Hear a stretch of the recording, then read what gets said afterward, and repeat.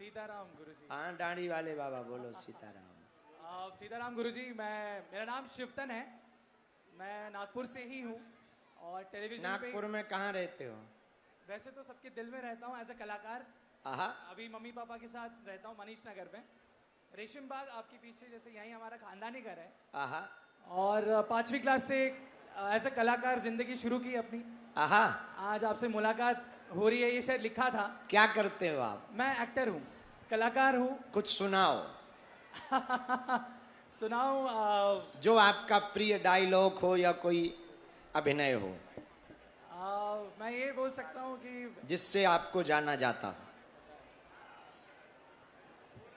दिखने में मैं इंडियन ब्रैड पिट लगता हूँ, बट दिल से सच्चा हिंदुस्तानी हूँ। तहलका मचाने आ रहा हूँ मैं इस बॉलीवुड के क्षेत्र में, और अभी टॉलीवुड में भी एक मूवी कर रहा हूँ मैं। वाह। मुझे एक चीज पूछनी थी कि आज युवाओं से जुड़ा हूँ मैं। लोग जानते हैं, पहचानते हैं, MTV, स्प्लिट्सविला, रोडीज, ऐसे कुछ शोज में मैं आया हूँ।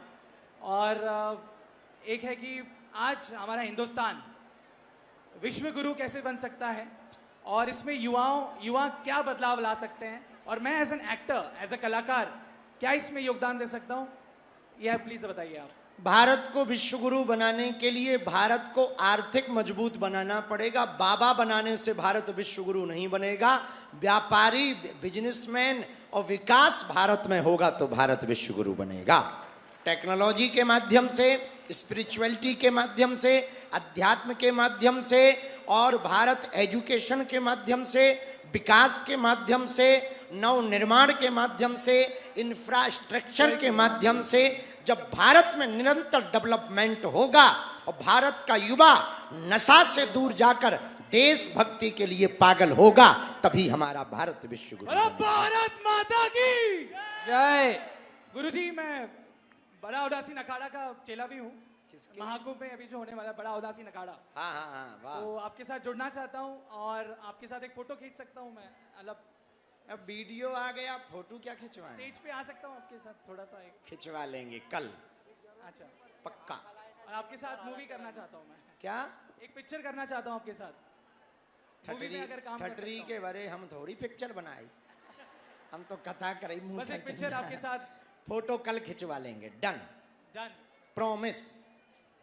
खुश रहो चेला, बहुत बढ़िया बच्चे। सीताराम।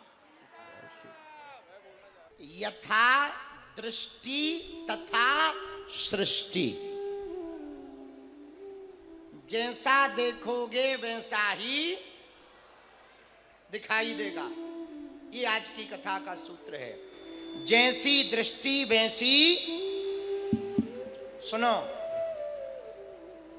एक मंदिर बन रहा था। 3 मजदूर थे। पहले वाले से पूछा क्या कर रहे हो? बोले कुछ नहीं कर रहे, माथा पच्ची कर रहे, पत्थर फोड़ रहे। दूसरे से पूछा क्या कर रहे हो? अरे बोले कुछ नहीं कर रहे, रोजी रोटी के लिए मजदूरी कर रहे। तीसरे से पूछा क्या कर रहे हो? एक ही जगह हैं तीनों। भगवान का घर बना रहे हैं। बात समझ आई? मंदिर एक ही है, एक ही जगह है, पर दृष्टि 3 है। एक कह रहा समय काट रहे, एक कह रहे मजदूरी कर रहे, पर तीसरा कह रहा भगवान का क्या बना रहे हैं? घर बना रहे। मेरे पागलो, एक बात तुम जीवन में याद रखना, जिंदगी भी ऐसी है, चाहे रो के काटो चाहे हंस के काटो, जिंदगी को गुजारना पड़ेगा। पर दृष्टि यदि अच्छी वाली रखोगे तो संसार अच्छा ही अच्छा दिखाई पड़ेगा।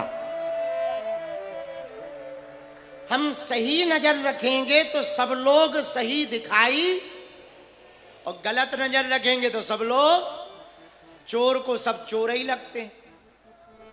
जिनका पेट खराब हो उन्हें सबके पेट खराब नजर आते। अपनी जैसी दृष्टि होगी संसार की सृष्टि भी वैसी ही होगी। दूसरा उदाहरण सुनो, बहुत अच्छा उदाहरण है। एक आधा गिलास पानी का भरा हो, तो दो दृष्टि हैं देखने की, दो तरीके हैं। कितने? पहला तरीका है गिलास आधा भरा हो और उसको कोई देखे तो जो नकारात्मक सोच वाला होगा वो क्या कहेगा? आधा खाली है। लेकिन जो अच्छी सोच वाला होगा वो क्या कहेगा?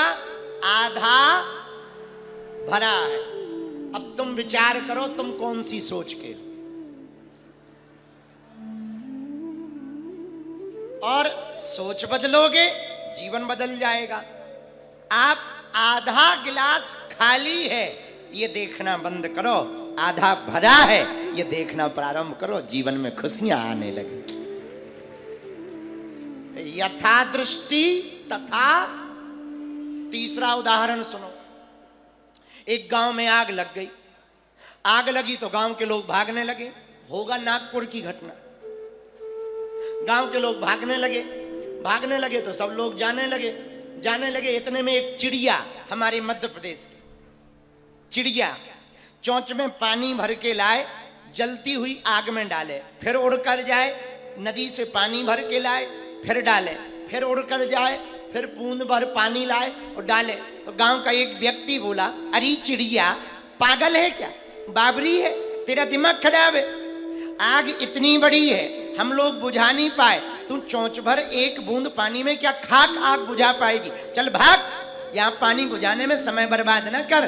पता है चिड़िया ने क्या जवाब दिया? भैया तुम चले जाओ, मुझे अपना काम करने दो। बोले क्यों? चिड़िया बोली, जब कभी इतिहास लिखा जाएगा तो मेरा नाम आग लगाने वालों में नहीं, बुझाने वालों में लिखा जाएगा। मुझे पता है आग बुझनी नहीं है, लेकिन इसका मतलब ये नहीं है कि मैं कोशिश ना करूं। हम भगवान को पाने की कोशिश करें, मिले ना मिले वो भगवान का काम है, ना मिले वो अलग बात। कल दरबार लगना है, हम अर्जी लगाने के लिए बैठेंगे, अब ना लगे तो ये भगवान की कृपा है, हम क्या करें, पर हम तो अपनी कोशिश पूरी करेंगे जी। बोलो हाँ या ना? तो यथा दृष्टि, इतने में कोई और मिल जाता जो कमजोर माइंड का होता या कमजोर सोच का होता, छोटी सोच का, वो क्या कहता? कहां पड़े हो, चलो घर, बेफिजूली में समय बर्बाद कर रहे, और तुम भी बातों में पड़ गए। हाँ हाँ सही कह रहे, चलो चलो चलो। पर धन्य है चिड़िया ने कितना अच्छा संकेत दिया, संदेश दिया, मेरे पागलो देखने का तरीका बदलो, तुम संसार को देखने का तरीका बदलोगे, तुम्हारा जीवन बदल जाएगा। हमेशा अच्छा सोचो। क्या सोचो? बोलो बोलो बोलो। एक उदाहरण और सुनो। हम जब नए नए बाबा बने, नए अभी भी नए ही है, पुराने नहीं है, अभी तो पराए घर भी नहीं गए। हाँ, तो नए नए बाबा बने, हमारे पास एक गाड़ी थी 800। एक चेला ने हमको गाड़ी दी बड़ी, उस गाड़ी का नाम था मांझा कार, थोड़ा बड़ी थी, पुरानी थी, सेकंड हैंड पर अभी भी है। जिस दिन उसने दान में दी हमें बहुत खुशी हुई, खुजली चढ़ी कि हम चलाएं। अब होती है खुजली, नई नई गाड़ी मिले तो खुजली होती है। हमने सोचा हम चलाएं, अब जजमान जाए तो हम चलाएं। जिसने दान में दी वो बैठा है, अब वो कह रहा गुरुजी बताओ गाड़ी कैसी है, हमें मन में लगे कि तुम कब जाओ और हम कब चलाएं, जैसी होगी हम सब देख लेंगे। अब वो हमें एक एक चीज बताए, ये गियर है, ये क्लच है, ये ब्रेक है, हम बीच ही में टोक के कहें हाँ हाँ हमें पता है। अच्छा वो समझे ना, और हम समझाना चाह रहे कि जाओ। बोला अच्छा गुरुजी अब गाड़ी आई गई, पूजन कर ले, मन तो हुआ कि हम कल कर लेंगे, आज जाओ। लेकिन कहेंगे तो तुरंत तिलक मंगाया, चंदन लगाया, अगरबत्ती ली, दिया जलाया, नारियल रखा, हमने बढ़िया पूजा की। हमने कहा अच्छा चेला अब घर जा, गुरुजी चाय और हो जाए। अब मन ही मन हमने कहा बताओ, एक तो तुम गाड़ी दान में रात को लाए, ऊपर से तुम जा नहीं रहे, हमें खुजली उठी। अंत तो गत्वा वो चेला चला ही गया, क्योंकि नागपुर का था, चला गया। अब हमें खुजली चढ़ी, हमने गाड़ी में बढ़िया चाबी लगाई, पांव परे, जय बजरंग बली नाम लेकर के गाड़ी चलाई। अच्छा, उसमें गियर जो पीछे वाला डलता था वो आगे डलता था, बैक गियर, और हमने पहला गियर समझ के बैक गियर डाला, और जैसे ही क्लच छोड़ा और एक्सीलीटर पे पैर रखा, हम तो देख रहे थे आगे जाएगी, पीछे फटाक, और जैसे ही फटाक उड़ी तो बीपी हाई हो गए। हमारे बगल में एक पंडित जी बैठे थे, बोले घल गई घल गई। हम कहे ये बताओ अपन लोग बचे हैं? गाड़ी से नीचे उतरे, जब हमने देखा पीछे जाके दोनों लाइटों की चाउमीन निकले आई, आंतें सी लटक गई, जैसे भीतर की आंतें लटक जाती वैसे ही आंतें लटक गई। हमने कहा ले, इतने में जो पंडित जी बगल में बैठे थे वो, अरे राम राम राम, बताओ पहले ही दिन गाड़ी ली, पहले ही दिन घल गई, बड़ा अपशगुन हो गया, बड़ा अपशगुन हो गया, बहुत बुरा हुआ। अरे राम राम राम राम। हमने कहा ऐसा नहीं सोचते हैं, बड़ा अपशगुन हुआ। पंडित जी बोले अब तो इस गाड़ी को बेच देना, मत रखना, पहले ही दिन अपशगुन हो गया। अरे हमका छोड़ो, इसको नहीं बेचेंगे, इसी को रखेंगे। भगवान की बड़ी कृपा है, जो एक्सीडेंट बाद में बड़ा होना था वो आज ही भगवान ने छोटे रूप में निकाल दिया। ये भगवान की माया है। इस घटना, ये घटना सच घटना बताई हमने अपनी जिंदगी की। भैया इस घटना को देखने का आशय है, कोई और होता तो गलत दृष्टि से देखता तो गाड़ी बेच देता और जीवन भर पछताता। और हमने कौन सी दृष्टि लगाई? अच्छी वाली, भगवान की कृपा है। इसलिए कुछ भी गड़बड़ हो जाए ना, उसमें भगवान की कृपा समझना। होना तो बहुत बुरा था, भगवान की कृपा है, छोटे में निकाल दिया, ये दृष्टि रखना। हम 2-3 साल में नागपुर क्यों आते हैं? बड़े लफड़े यहां पर छोटे में निकल जाते हैं। अपनी अपनी दृष्टि है।